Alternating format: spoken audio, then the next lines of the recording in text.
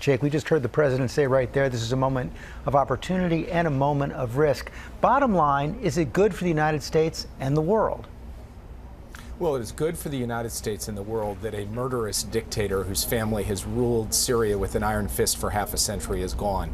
Assad was the author of the killing of hundreds of thousands of people, the oppression of religious and ethnic minorities as well. And so, from our perspective, it is good that he is gone. But as President Biden said, there is risk and uncertainty about what comes next. There's an opportunity to build something better in Syria.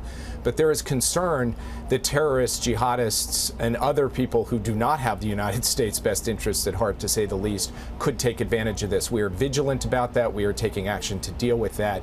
And we're prepared to work with anyone in Syria who wants a stable, inclusive, democratic future for that country. That's what we intend to drive towards. You talked about the action the United States is taking, 75 airstrikes against ISIS targets yesterday inside Syria. What is the top U.S. priority right now?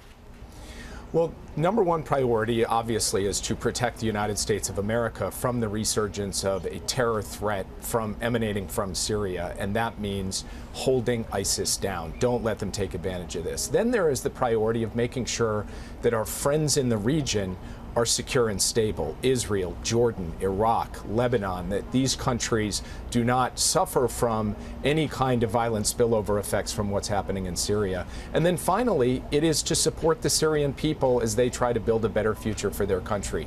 These are the steps that we are going to take, we have started taking, and we'll do it in concert with our friends in the region. What more do we know about how Assad escaped to Moscow and what's going to happen with him next?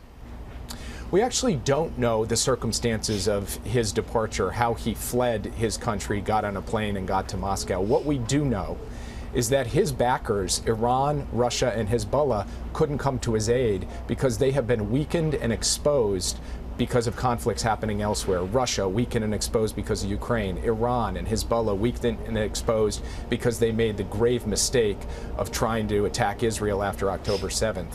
The U.S. stood up in support and defense of Israel, stood up in support of defense of Ukraine, and the result is Assad was basically naked and alone without friends and had to flee. He's got one friend in Moscow. Can he be held accountable for his actions? Well, a lot of that's going to turn on Russia explaining exactly why it is that they're harboring a murderous dictator. They offered him asylum from the Syrian people who he has brutalized and murdered over the course of a long time. So that question is best directed towards Moscow. What we are going to do is support the Syrian people as they try to turn the page on Assad and build a better future. Finally, what more do we know about the condition of Austin Tice, the American journalist who was kidnapped in Syria 12 years ago?